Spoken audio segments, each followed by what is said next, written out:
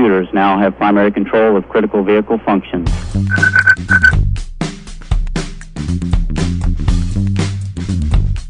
Welcome to the IBM Keep It Simple Technology Podcast, where each episode we discuss technology but in a simple way. We keep the explanation simple, but what we spend our time on is emphasizing what this technology means to you and how you can best utilize this technology for you and your business.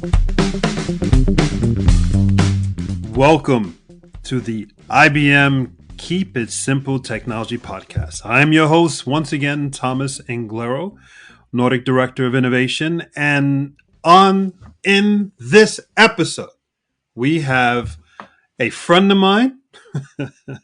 He corrected me, and he wanted to make sure I get this right. The managing director of the American Chamber of Commerce, Jason Turflinger, and he's also a fellow cyclist. But ladies and gentlemen, he's like me. We are the worst cyclists ever. Jason, welcome to the show. How are you? Thank you very much, Thomas. I appreciate that. It's good to be with you. Speak for yourself on the bicycle thing. I can ride a bike. I don't end at the at the top of the charts, but not at the bottom either. So, hey, as I was telling you before we went live on the air, I am proud that when I do my races on Zwift, I am always at the end. So I'll keep my reputation going. I have a lot of ways to go, but we're not here to talk about that.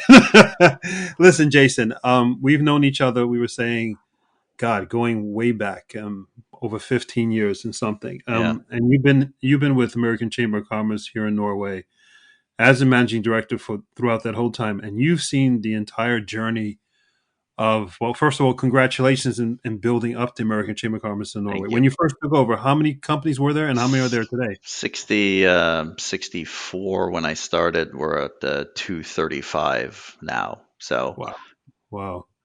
That's Thank you. Thank you. That's amazing. Yeah, you've done an amazing job. And as the managing director for AMCHAM, you get to, well, your job is to talk to the C-level people of all these companies. And you have a lot of them are friends, and a lot of them talk to you and tell you about what's going on.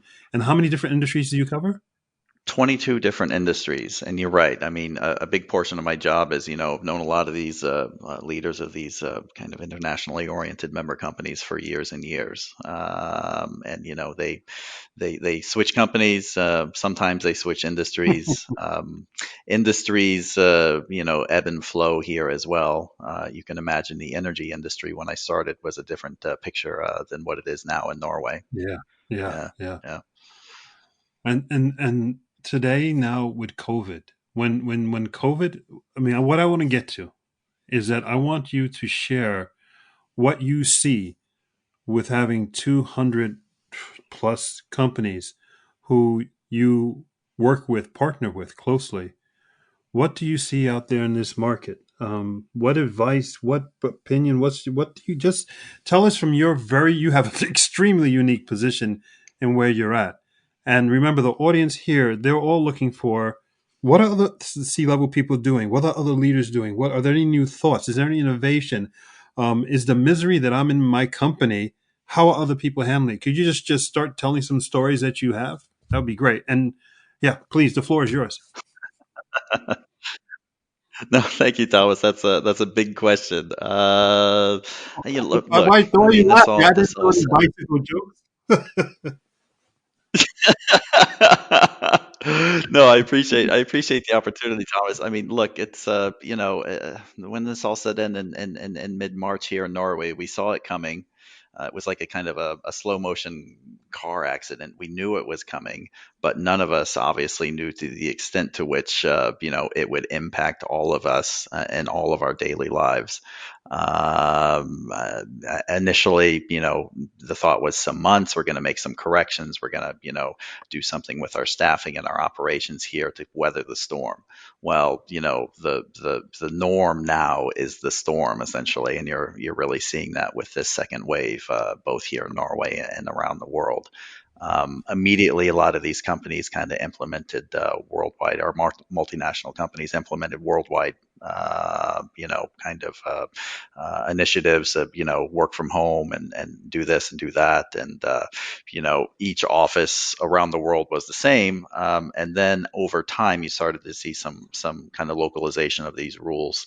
Norway is a different place than Indiana, where I'm originally from, for example. So, they kind of adapted here. But with the idea that, slowly but surely we're going to work our way through this. But now with the second round, you're seeing some more cutbacks in these companies. You're seeing specific industries that weren't impacted initially, now very impacted. And with the hotel restaurant guys, they've been impacted throughout. And it's the investors are getting more and more antsy on these things, and you're starting to see some real kind of cases of some big name companies, having some real problems here. And I think you're going to see a lot of that going forward.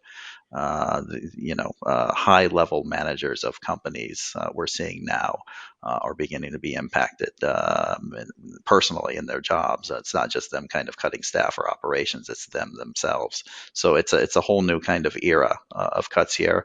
And I don't think, as we talked about prior, I don't think that we're going to ever be back in a situation where we were, early March or pre-COVID. The normal is going to be something completely different than what we've experienced here too. I have so many questions for you. If you don't mind, let's Sure. just go back to the whole. I'm just thinking. Let's do this on an industry by industry basis, and Yeah. not cover all of them, but just a few of them. The hotel industry. Let's just start there. Yeah. Um, they were pretty brave in that they stuck in. They didn't close down. They tried to really weather the storm from March on. Yeah. But we could see today is November 24th, 2020, and now we're seeing in the paper that well, then they're some of them are giving up. What do you see from your side? I mean, every time, just, looking from the AmCham perspective or our members, every time we or our members make a reservation to do a big meeting or a gathering or anything at any of these hotels, it's with a caveat, and everyone knows that, this is hopeful thinking. This is best case scenario that we're going to be able to do this. I just scheduled something for next November at a very large hotel, and, I want to see in the contract basically that, we're going to be able to kind of go our separate way if things haven't improved. And then, God forbid, I think we'll be Yeah. okay by next Thanksgiving. But these larger hotels, just think about the staffing and resources required to kind of keep a hotel like this up and running without guests. It's not possible. So, whereas a lot of the smaller hotels kind of immediately were impacted, now a lot of the larger ones are feeling it much more. And these are big name hotel chains. Yeah. And you were saying before that a lot of these leaders in first round, in Norwegian it's called permittering, I guess. But Yeah, you put people on leave, right? yeah, that's right. But this second round, this is more permanent. This is actually the layoffs.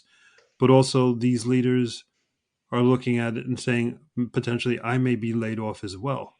Well, yeah, I mean, that's, the changes in staffing and resources that are being made now are with the idea that this is what we want our operations in Norway to look like post COVID. Oh, okay. It's no longer about weathering the storm. It's, hopefully there's light at the end of the tunnel here with several vaccines, having great efficacy in the trials. So, as we look kind of to 2021, what is our operation going to look like coming out of this? And I would say, well, percent wise, but a high percentage of our member companies are not going to look the same in terms of resources and staffing and footprint here. Some have taken it upon themselves to grow and expand and do more business, and some will be smaller operations post COVID. That's really interesting because I think you're one of the first people to frame it that way. That the thinking of the strategy thinking from the executive team now is no longer let's try to endure. It's now okay. We're done with that phase.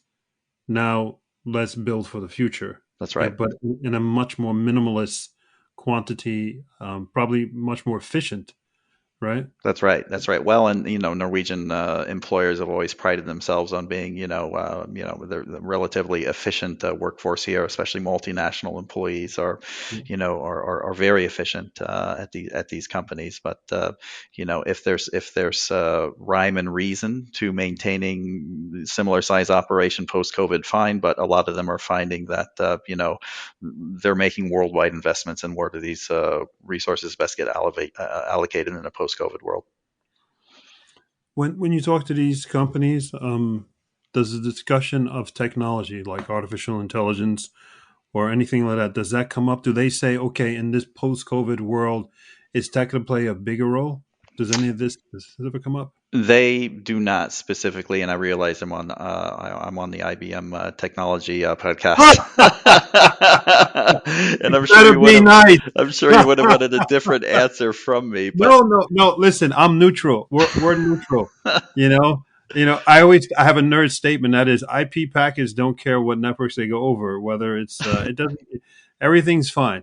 So say whatever you're gonna say. Don't worry about no, no, no. But AI specifically is not at the top of the list. But technological solutions to things that previously were thought of as only people can kind of handle these, or only kind of human resources can handle these difficult challenges.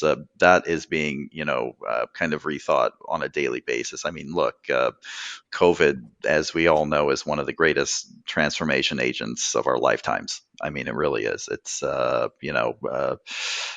think about your pre-COVID life, and kind of, just think about something as simple as video conferencing. Yes, it was there. Yes, we could all do it. Did you do it? Did you do it, Thomas, as regularly as you do now? it. Sir, I try to avoid it as much as I could pre-COVID. Exactly. Exactly. You pick up the phone. If you pick up the phone today, it feels old fashioned. Yes, it does. It Yes, it literally does. feels like, Yep. why am I doing this? This is, hmm horse and buggy stuff. hmm I mean, if you Uh, think about it, I mean, I watch my kids; they're on TikTok all the time, yeah. and I go, and they see me on YouTube. They're like, that's so yesterday. Yeah.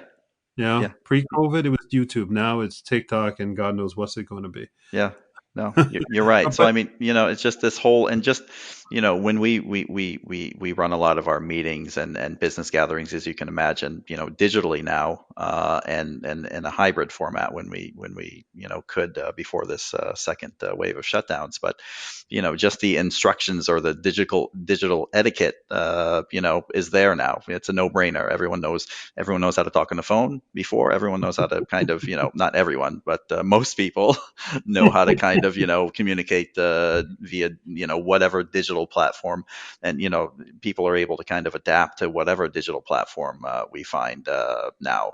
Before it had to be one or the other. Now it doesn't matter. But you still get occasionally people that technical difficulties, and the challenge there is that oftentimes it's if you're having technical challenges, the problem is likely you, not not the host, or not the others. You got to kind of do your own kind of checklist before so you get some disruptive kind of nonsense. But otherwise, and hybrid meetings are great, because increasingly we're getting this nucleus of people together in person, and then that kind of encourages those out there participating virtually to kind of be more interactive and engaging. yeah, and we see that people are needing to be with people physically Yeah, again. I'm gonna say some secrets now. This has nothing to do with you, but I'm gonna spoil some secrets. go So for it. yesterday I was at a shopping mall at around 8 o'clock at night, and when I pulled into the parking lot, there must have been 15 young people meeting in the parking lot, having a wonderful time. Yeah, And I said, "You can't stop young people. yeah, They will. If there's a will, there's a way. They yeah. will find a way of congregating and having a blast." You know, What were I they don't like? know. What were they like? 18, 20 years old? About 18, 20 to about 25, Yeah, and it was warmer in the parking lot. It was quiet. yeah. There were no police, and so they were having a blast. But think And about your then 20, think about your 20-year-old self, Thomas, and what would be the worst case scenario, if some kind of worldwide phenomena happened whereby you were not able to interact in person with your friends, girlfriends, whatever. I mean, that would be devastating. Massively, I absolutely. see it on my 15-year-old. I mean, God bless him. They're doing all right, but it must be really tough. And this is where I wanted to go. How tough has it been with you and you being the managing director of AmCham? What challenges have you had to endure with your company and making that transition? Because you're in this growing stage and all of a sudden, boom, you got hit with COVID too. Well, look, I would have loved to tell you we had 250 members at the top of this call, and that was what we budgeted last year. And we have a nice, slow, steady pace of growth. We're a nonprofit organization, but sales are hard. New recruiting new clients is difficult these days, as you can imagine. We are lucky in the sense that we are very diversified. 22 different industries that we work with. So Mm. at the end of the day, we're going to be fine. Frankly, we've saved a lot of money on a bunch of our initiatives, and traveling is not a top line expense, obviously, for anyone these days. So we're well positioned to kind of weather the storm here. Staffing is the same, but the way in which we kind of assist and work with our member companies has changed quite a bit. So, I mean, look, whether people admit it to themselves or not, first and foremost, when people think of a chamber of commerce, they think of networking. That's all well and good, but gone are the days of kind of ad hoc, networking on the top or back end of a business meeting that we set up. So we have to be much more kind of targeted. We have to be proactive and kind of help make these connections where we can. And the only way that you're ever going to know how to make these connections is by being intimately familiar with your membership and your clients. So we spend a lot of time on the phone, or not on the phone, not on the phone, on video calls with our member companies, and really getting much more in depth than we otherwise would have or have been capable of previously.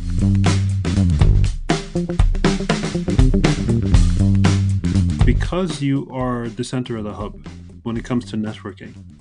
Yep. And also what we haven't spoken about, what we spoke about a little bit, is that the trend here in this second wave of COVID is layoffs, right? It's a lot of layoffs, but yet AmCham is the center of networking. And when you get laid off, what do you want? You want to get into a networking area Yep. to meet people to get new opportunities. So therefore, I'm thinking, wow, have you thought about somehow creating some sort of place online where people can put their CV? You'll be competing a bit with the other ones that are out there, but because the American Chamber of Commerce, you have a bit of credibility where companies within the network could say, well, this person's from this company, they're more trusted, they're vetted a bit. You know what I mean? Yep. I'm just thinking off the top of my head, because this is where we're sort of entering this in this period of time. Yep. And again, I know you don't want to hear this on the on your tech on your tech You're such podcast. a politician. The answer is we do this on a regular basis. I guess the answer is we're small enough, 235 companies and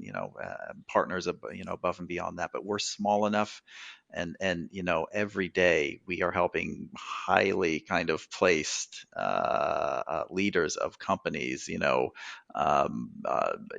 Tell known the that story. let it be Tell. known that they're basically on the hunt, and we would be very bad at our job if we proactively had high ranking leaders of companies saw us as kind of a headhunting platform. So we shy away from that. But the second we find out some highly placed person is kind of a free agent or will be winding down their time at a member company, we sure as heck let that be known to the appropriate other companies.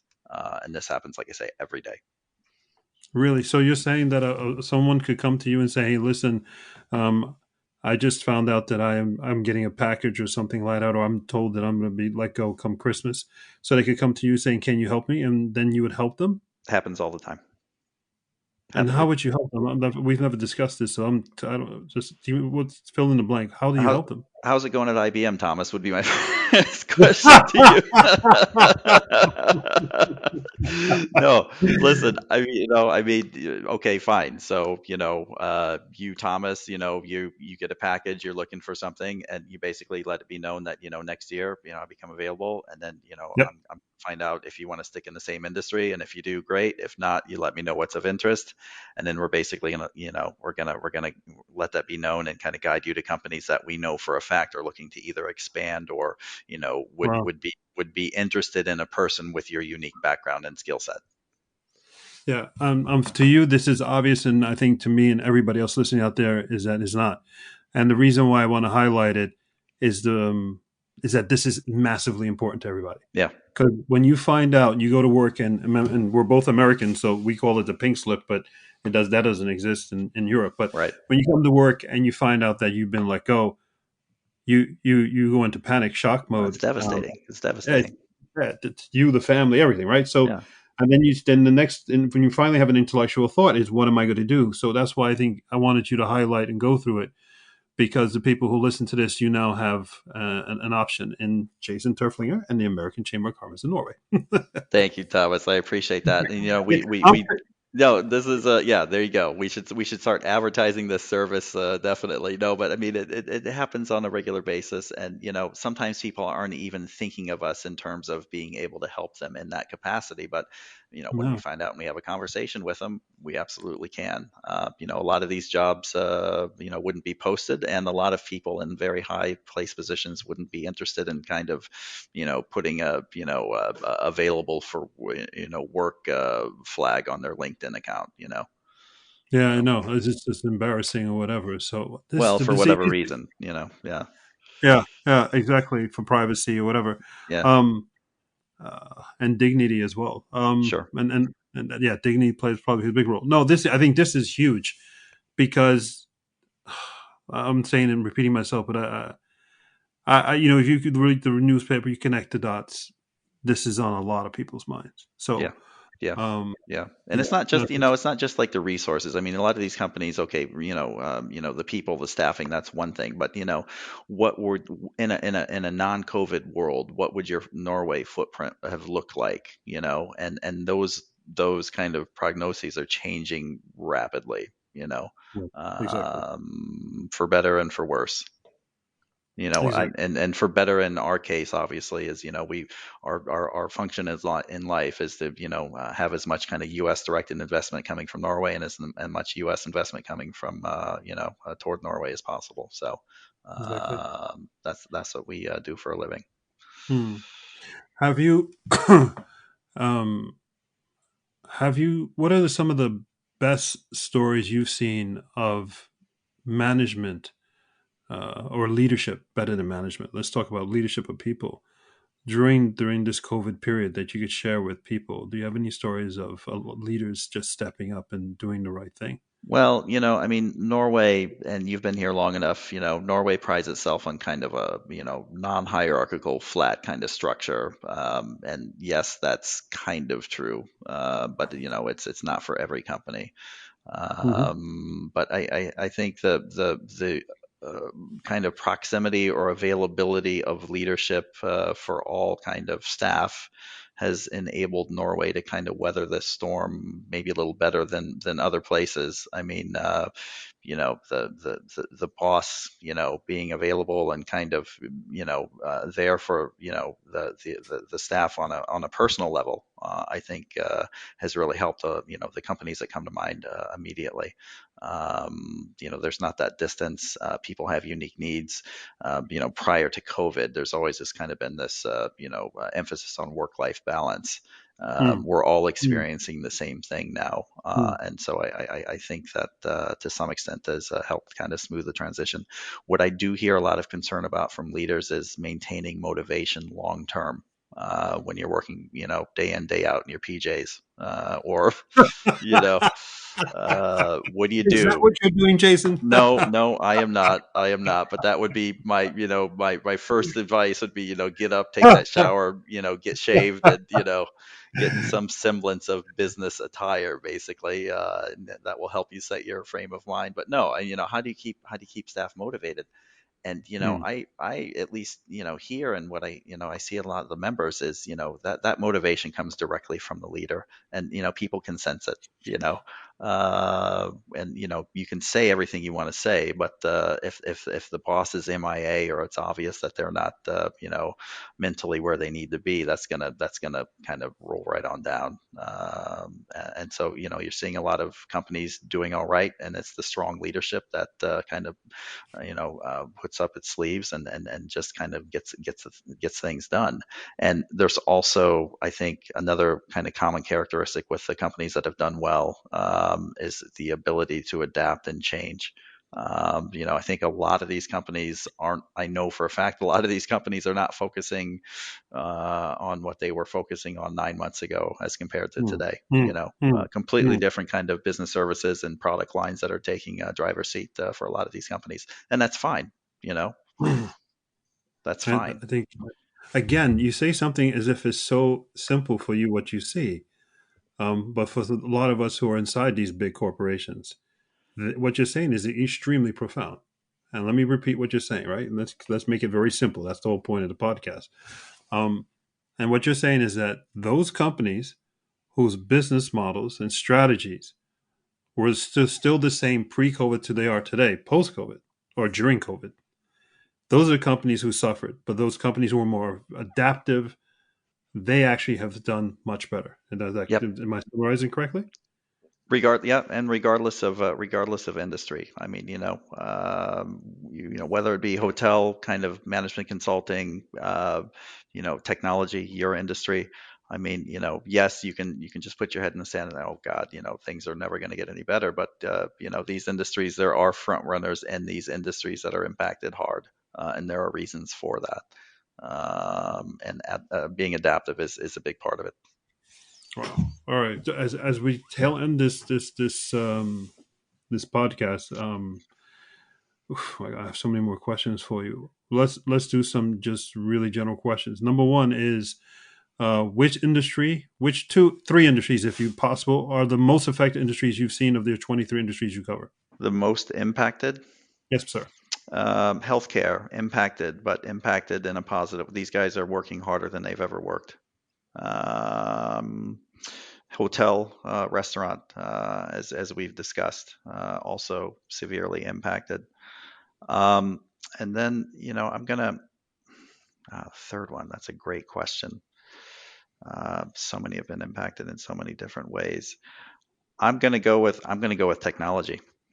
Actually, you guys are your service offerings and your technology perspectives, and what you're able to kind of this more about this than I do. I mean, just let me ask you a question. How many of your companies, or your clients, have been much more kind of open-minded to implementing your technologies now as compared to 9 months ago? It's not just many more, but it's not just the technologies, but open to open discussions. Yeah. Yeah.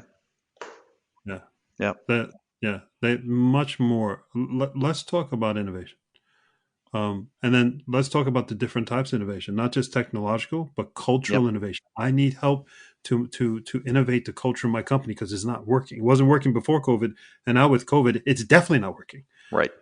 So a lot more of the soft conversations, what we called before was soft, but now it's actually business conversations, right? Yeah. Uh, Exactly. A long term kind of like, how are we going to exactly, what are we going to look like 2, 3 years from now? Exactly right. or let me be even more specific. What am I going to look like 2 or 3 months from now? How do I lead Right. people who are so stressed out? That is a lot of conversations I'm getting with leaders today, Yeah. right? They want to know how can they be a better person so that they could lead better. Yeah. And I'm loving it because that's the conversations we should have had before COVID, but thank God we're having them, right? Yeah. Yeah. No, you're right. Um, what industries you see were hurt the least? Well, okay. So when you said impacted, I'm sorry, I Yeah. misunderstood your question maybe, No, but no, no. Take it back. That's I fine. mean, like I say, healthcare, these guys are just, I mean, they can't find enough staff at some of these companies to kind of, do what they need to get done these days. Defense was initially, not impacted, or they, had long-term kind of tendering going on, but that all changed several months ago when people kind of realized this is going to be more of a longer term issue. Um, Legal was interesting in that initially you saw a round of kind of cutbacks or hiring freezes, but every single lawyer I've talked to over the past month or so is telling me that 2020 is going to be a banner year for them. So again, I think 2021, you mean? no, 2020, like they're nearing the end of this year, and they're Really? They looking back. killed it this year. They killed it this year, and they're above budget. And I think a lot Why? of that has to do. Well, I think a lot of it has to do with, conversations and how are we setting ourselves up for the future, and taking some kind of business decisions that kind of maybe weren't prioritized previously that now are. And then when you make these when you implement these things, what do you need? You need a good lawyer. So building for the future, basically. People taking advantage of the opportunity to kind of do a little more desk work than maybe they had otherwise done. I love what you just said, building for the future. And I think that's where, I think that for me, that's the biggest thing that the theme that popped out during our conversation is that to succeed, companies who change, they were building for the future. Yep. Build for the future. That's Well, it. and you're going to see in 21, who was, you're going to see which companies were busy, with implementing good ideas and structures, and who maybe should have been doing a little more during this time. Exactly. And you'll have a front row seat in that whole thing with being there in American Chamber of Commerce. Absolutely. Jason, as always, you're amazing. You know you are. Thank you, Thomas. And we are going to have to take a bike right now. You realize that? Yes. I look forward to losing to you too. I've tried myself. I will never win a race. I look forward to it. I look forward to that. Yeah, ladies and gentlemen, once again, Jason Turflinger, the Managing Director, American Chamber of Commerce. Jason, how can people reach you? What's your website, contact info? What would you like to provide? amcham.no, amcham.no, and you can reach me at jt@amcham.no. Fantastic. Ladies and gentlemen, please share this episode of the podcast. I know there's a lot of wonderful information in this podcast for leaders in regards to strategy, for employees. If you know anybody, your neighbor, your friend, family who have been laid off or looking for a job, Jason provided so much relevant, insightful information that's beneficial for everybody. So Jason, from the bottom of my heart, thank you so much. To all of you out there listening, thank you so much. Please subscribe to the podcast. We're on iTunes, we're on Spotify, we're everywhere. Take care, everybody. Jason, take care. All my love, okay? Thank you, Thomas. Stay safe.